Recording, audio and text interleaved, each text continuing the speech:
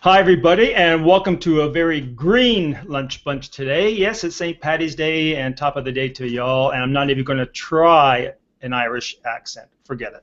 So today we're going to have lots of fun because we're talking about green and specifically evergreen content. What is it? How do you create it? And what's it good for? And so the definition of evergreen content, of course, is content that remains relevant over a long period of time, as opposed to, say, latest broadcast news or the latest innovation, whatever, which is dated, and then social media is dated like the day after. This is content that will last and hopefully attract readers to your blog and to your site for a long time. I remember actually, even on Google Plus, I've seen a notification for something I've written like 2-3 years ago, which I never thought was evergreen content when I wrote it. So Google likes evergreen content because a couple of years ago they started in-depth articles, and that's long-form articles usually, and it used to be from very big companies and big publishers, well-known authors, but now actually everybody can do it. And Pandu Nayak of Google actually said, "I'm happy to see people continue to invest in thoughtful, in-depth content that will remain relevant for months or even years after publication. In addition to well-known publishers, you'll also find some great articles from lesser-known publications and blogs." So there's hope for everybody. So today we're going to ask the panel as a whole. Before I do that, I want to say some shout-outs to some people in the house, as it were. So I want to say hi, Kristen. Hi, Deborah. Hi, Nazim. What this reminds me of? This reminds me of Romper. Remember when Miss Dorothy, whoever, would say, "Romper, stomper, bomper, boo. Tell me, do. Magic mirror, tell me today. Did all my friends have fun at play?" Wow, that was weird. Okay, so that was a very Jessica moment there. So Jessica. Speaking of Jessica, we're going to start with you, I think. I'm going to ask you, what is evergreen content? Well, I think it's interesting because, to me, it's going to be content that is timeless. So when I think of something that's evergreen, in the world of me, I think of Coco Chanel or Jackie Onassis or people like that, right? So I go immediately to fashion. And how does that apply to a business, or how does that apply to content that we might use in our marketing or any of our marketing messages? It's something that is going to represent our voice, our personality, and it's going to be something of value that regardless of what changes around us, it will still be useful. And I know there are a lot of ways. I mean, we're probably going to get into this later about dated blog posts and some things like that, so I won't go down that rabbit hole just yet. But if you're thinking about that, that would be what I would say. I find it interesting that you had mentioned fashion, because I always think of fashion as being very transitory. You know, like it's very seasonable and doesn't last very long. But I guess are you speaking of just the culture of fashion? Oh no, I'm specifically speaking of certain people. Like if you took, there are some people that it doesn't matter what place. If they were in the 1800s, the early 1900s, the late 1900s, or today, they would look amazing walking down the street in the clothes that they always wore. Oh, okay. Okay, cool. So I'm going to throw another question out to the group. Anybody who wants to answer, just jump right in. So what would be the advantages of embarking on a content strategy that would include evergreen content? Well, first of all, it helps you to build an audience that relies on you for stuff that's not just of the moment. And I think that's really important. You know, once you have followers, you want them to count on you for something. And if it's not always, we can't compete as individuals with bloggers who have 40 people blogging, like at Copyblogger or however many they have at places like BuzzFeed and so on. So we have to have a voice that people come to for something, and so while you want to be newsworthy, you also need to have some stuff that will help people today, and it'll also help them next year if they come back and reference it. So to me, that's the purpose of it. I know it has search ramifications, but to me, it's all about, you know, how do you deal with the audience that counts on you. Okay. Randy, your definition at the opening was spot on. I mean, you know, basically think about something that doesn't grow old quickly.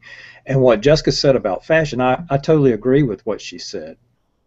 And what BL just said, if you focus on, and this goes back to I guess last week, our conversation last week, and the week before, really talking about niches. If you find a niche, say it's fashion.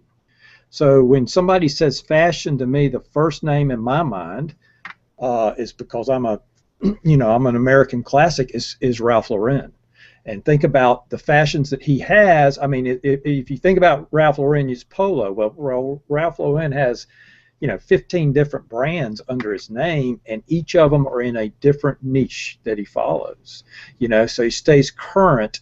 But what you see Ralph Lauren designing today, you can look back 20 years ago, and it's basically the same fashion. He keeps that culture going. But you can also look at Ralph Lauren and see that what Ralph Lauren really did was take what we all actually wear day to day and just class it up a little. And so it wasn't him; it was us. Oh, now is it class? That's it in anything, BL. I mean, that's what did Starbucks do? A little bit different than what he did, I think. But yeah, I see your point. Okay, but so it's that we're gonna changing time. We're going to touch upon, actually, because what I think he just gave me was an example of repurposing, right? And but I want to talk go back to something you had said, BL, about newsworthiness, and we try to capture eyeballs on social platforms all the time, and a lot of that is like people want the new thing all the time. They want to hear the latest innovation, whether it's the Apple Watch or whatever, or the latest political thing or newsworthy thing. You don't see a lot. I don't see a lot of evergreen content or serious content cross my platforms very much. So, where do you find it? Where's the best place to publish that kind of content? Well, you asked were you asking BL or to the? I'm asking everybody. Well, the answer to your question, where do you find evergreen material, is that you Google it. You Google for it. And like if you Google evergreen, I'm going to get a bunch of fir trees. But what it is that you look for the material that is relevant to you, and when you quote unquote Google it, what will be at the top of the screen above the fold will be material that presumably, depending on what you're looking for, will have survived the test of time. So that's how you find it. How you make it, well, one of the benefits, you asked what the benefits of evergreen. There's a cumulative effect. If you create something that's here today, gone tomorrow, then it's gone tomorrow. If you create something that is evergreen, then it'll stick around for a while, and then as you add more and more to that, your footprint and your influence and your authority on in cyberspace will only grow and grow and grow. So that's the purpose for doing it. And I had a second point, but I can't remember what it is. I'll let Jess in that. So, BL, you have a comment up from Eileen? Oh, okay. I do. She's saying that when it comes to social media, it's practically impossible to create evergreen content because the platforms are always in a state of flux. But I don't actually agree with that. I can go back to content that I wrote a few years ago and post it again today because it's still relevant, and I do that on my blog, actually. I say, I first posted this in 2009, but it's just as important today, and so I'm posting it again. And that kind of thing does work, so I think I don't agree. I think it also adds to the longevity of a brand. For a brand to understand its customers well enough to be able to provide content that answers the question, so what, or how to, or whatever the question for that audience might be, today, tomorrow, and a year from now, and maybe 3 years from now, is a huge feat. And not every piece of content is like that. So when we find those, and when we go back into the repurposing part of that, or with Ralph Lauren or Coco Chanel, the same thing. They're adjusting a style, but they've got that main theme all the way through, and I think that's very important. Well, one of the things that you mentioned in terms of repurposing, like when you post something that's from a couple of years ago, one of the good things to do with it is to update it, and that gives you another reason to repost it. So it doesn't have to just sit there as it was originally. You can update it with what has changed. But one of the things I notice is like your pictures go bad in old content sometimes, so you always have to check on that before you repost anything. That's a good tip. I kind of like to go back to Eileen for a second. Randy, I'd like your opinion on that, because she just wrote something else that says evergreen content might be more important to the writer than it is to the reader. I must bring this up one second. Evergreen content might be more important to the writer than it is to the reader. In other words, I like to read things that are new, but I want my content to last for a while, for all time. Well, I've got a bunch of associates and friends that are outdoor writers, and what BL just said is so true, because they can write something about some outdoor activity or fishing expedition or something that they went on, or a tactic that they used 20 years ago, and it was published, say, in Field and Stream magazine. Well, if you pulled out that article from 20 years ago and looked at it, the words are good, but the pictures are bad. So they repurpose that kind of stuff all the time. I guarantee. I mean, I know people that do that. All you do is change a few words here and refresh the pictures. They do that all the time, and that's kind of thinking about a niche, okay, where you're at. I'm a sports writer, or I focus on football, and the game of football hasn't changed. The equipment's changed, the rules changed, so you just keep updating that. That's how you think about it. But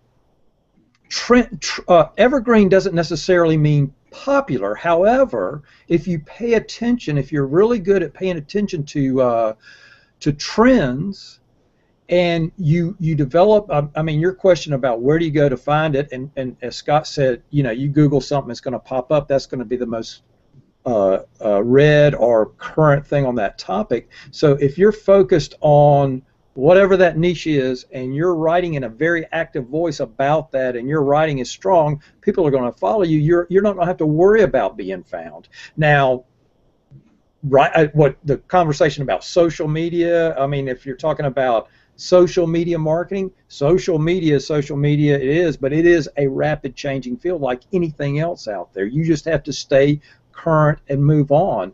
The ethics or the nomenclature that we've learned in social media are still pretty much solid today as they were when it first started, right?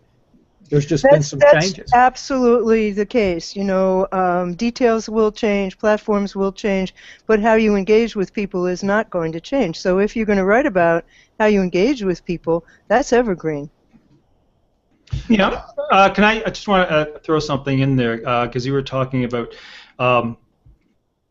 the social media thing, and I want to know what's the advantage to the writer to create evergreen, and then how would you execute that? What strategy would you use? How much evergreen content would you set out to create, as opposed to the kind of things that we do with curation and small blogs and those kind of things? Is there a formula? The biggest advantage is it's going to give you an authoritative voice on that.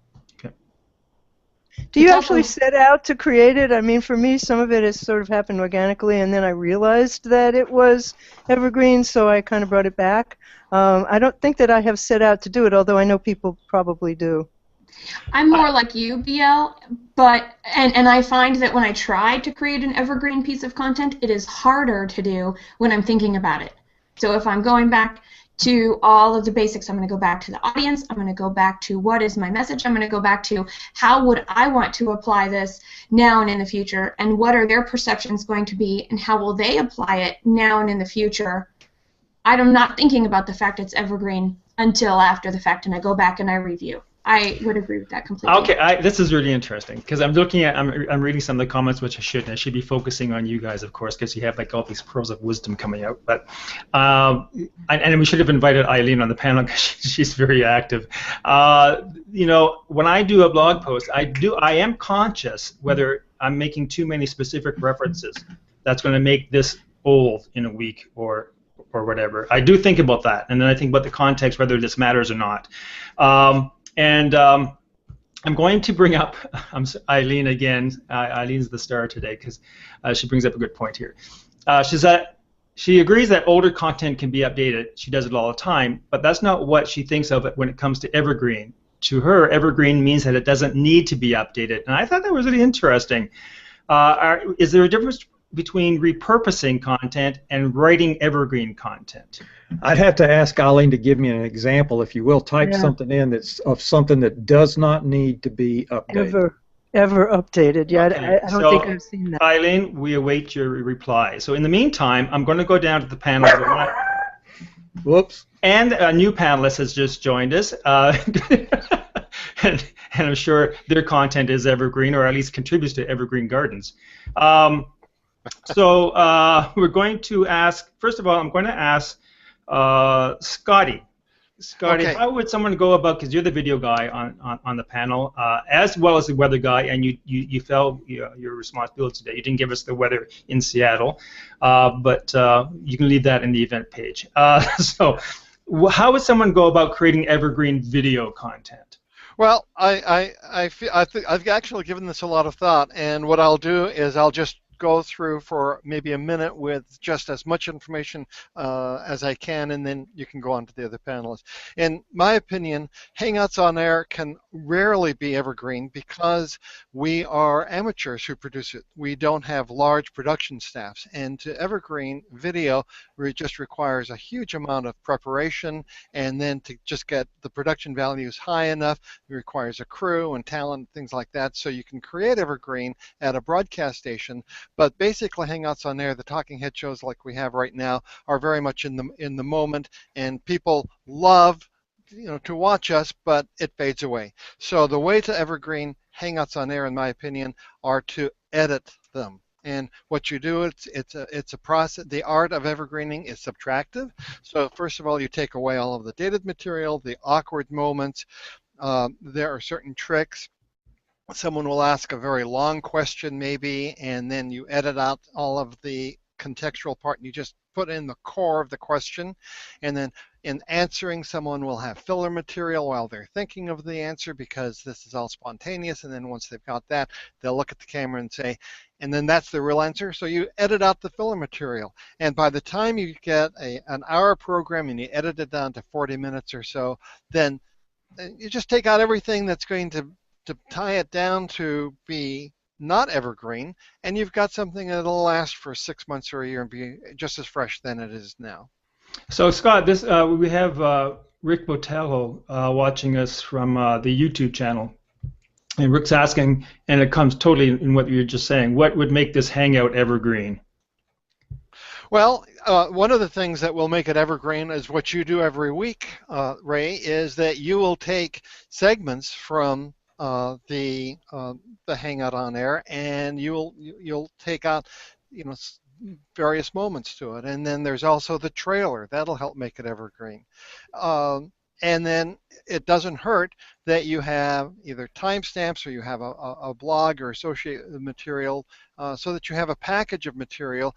And now, 6 months from now, when someone wants to find out about Evergreen, all they have to do is go to your blog, and you have the resources that are all laid out there for them to check. It'll be relevant then, including the takeouts that will be coming up in just a few minutes. Cool. Thanks very much.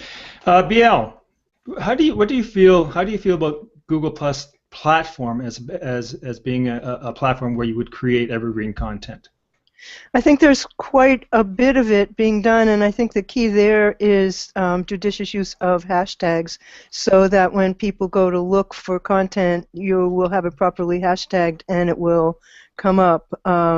I personally keep a circle that I call bookmarks, and that's where I put content that I would refer to later, but if I'm looking for something, the first thing I do is look for hashtags. So I would say that that's definitely part of it. And there are conversations that take place on Google Plus with how-tos, and many of those remain evergreen. You see that much more on Google Plus than you do on other platforms, with people sharing very, very generously how they do things. Oh, that's a great point, and I just remembered an example of evergreen content that's published every week is David Emerlin, our friend David, who does his Sunday Read, and because those are all thinking topics, there's nothing there that's really technology oriented or so. So that hangs on for a while. Actually, I have a bookmark folder just of his past shows because it's nice to go back to as a read. It has nothing to do with timeliness. Jessica, did I ask you? I thought I had, but in terms of business, what kind of strategy would a business use to create the kind of content that would build their brand by being, again, as Randy says, that authoritative in that niche? Everything that Scott said, everything that BL said, and what you just said, combined with thinking about what can a single piece of content become? Because one of the things that I think is very important is regardless, and what we find out is sometimes we think we're doing something timely, it's in the moment, it's put out there, our team puts it out there, and turns out people keep talking about it because it ends up being more of a thinking topic, even though it brings in very specific pieces of what's happening in our culture or the news. And so when we go to repurpose, knowing that all of our content can be repurposed, we're leveraging our time. So when I think about evergreen content and how do we do that for a company, there's probably less time to create it.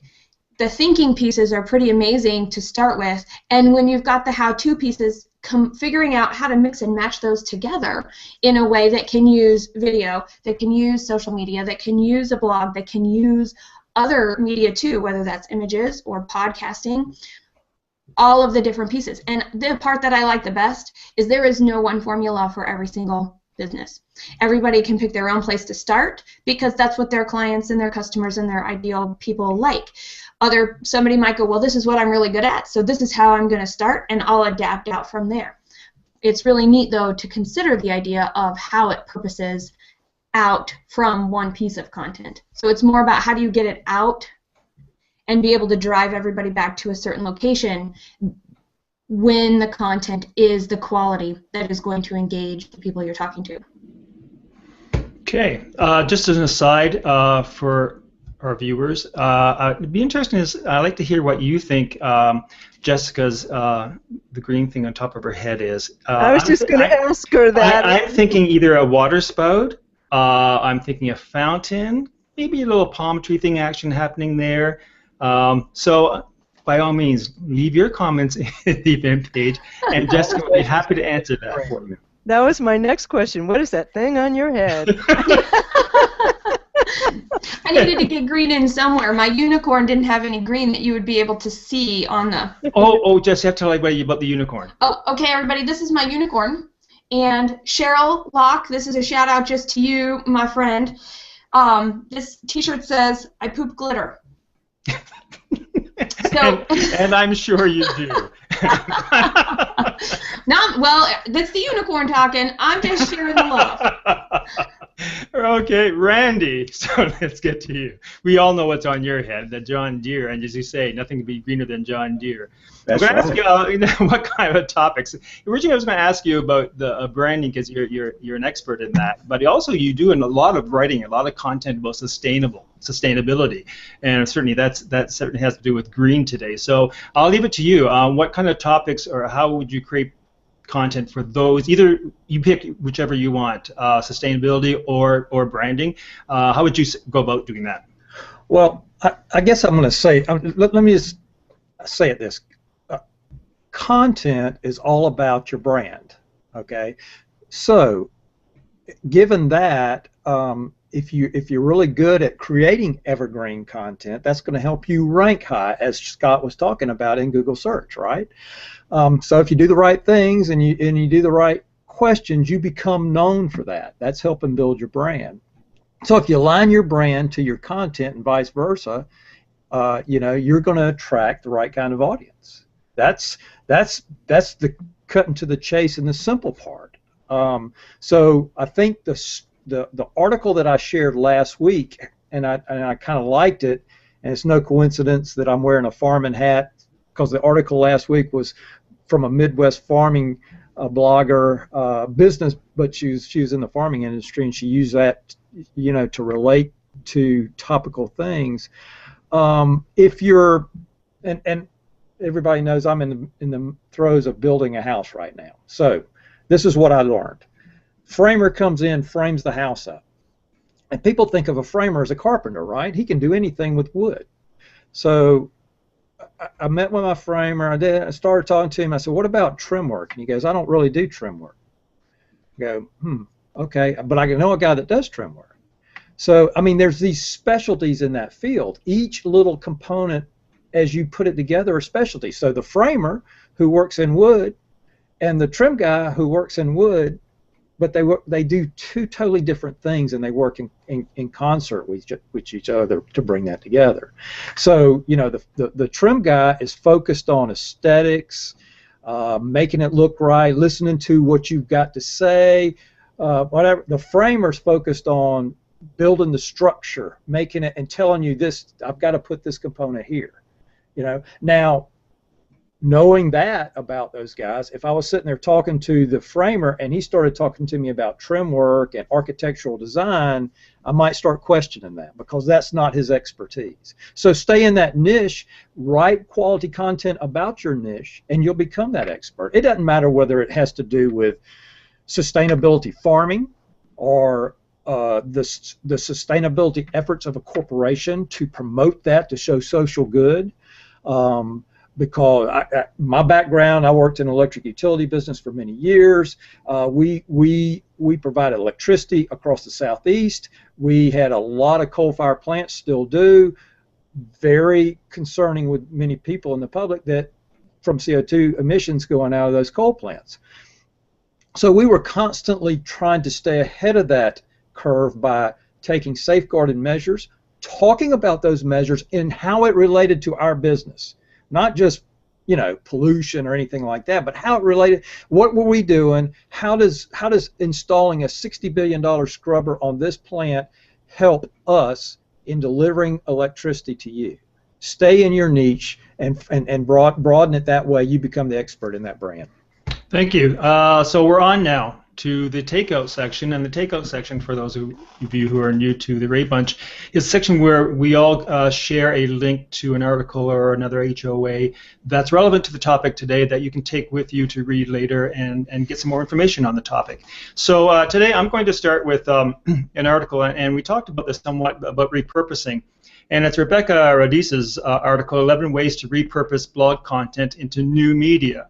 And we talked about repurposing earlier, and this is an excellent article with super ideas. You know, and we create so much content, and we're on that treadmill all the time, and sometimes it's hard to remember that we have created all that content, and it's a waste if you don't go back and use it, because I'm sure that it's as relevant today with maybe a few, you know, again, knock off the date perhaps, or a reference to I don't know, a social platform that's no longer with us.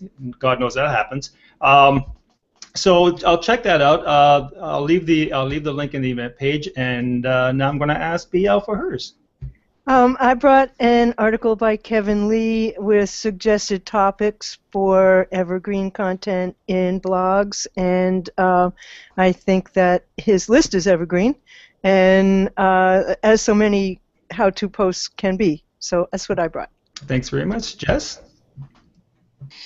So I came across this and I bookmarked it. I didn't know when I was going to use it, and then we did this show. So here we go. Back early in 2015, I bookmarked something from Sean Mahone, who was talking about purposing content that has a life and can have new life put back into it. He shared a Jeff Boula's article about ways to evergreen and update content, and my favorite from his list was, when you revamp a content idea, use reader comments from the last time it was published. Ah, great idea.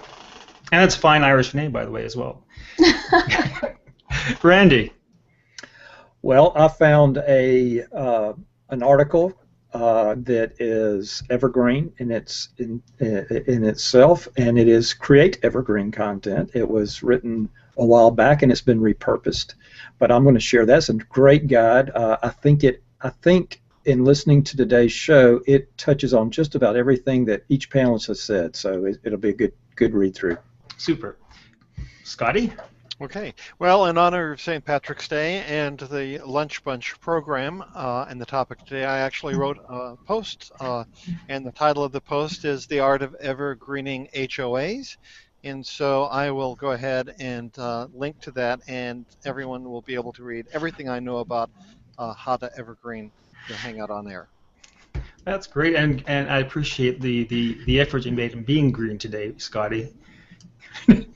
Are you green with envy? Is that what you're trying to say? I am. There's so many things we could talk about in terms of the green, right? We talked about that last week about jealousy, envy, and there's a whole bunch of topics that can spin on that. Anyway, thank you all again. Great show as usual. I'll have to come up with a topic now next week. So if anybody of you out there in the audience have suggestions for upcoming Lunch Bunch shows, drop them in the event on the event page. And thanks to the panel, and we'll see you next week. 12:15 Tuesday. Take care. Bye-bye.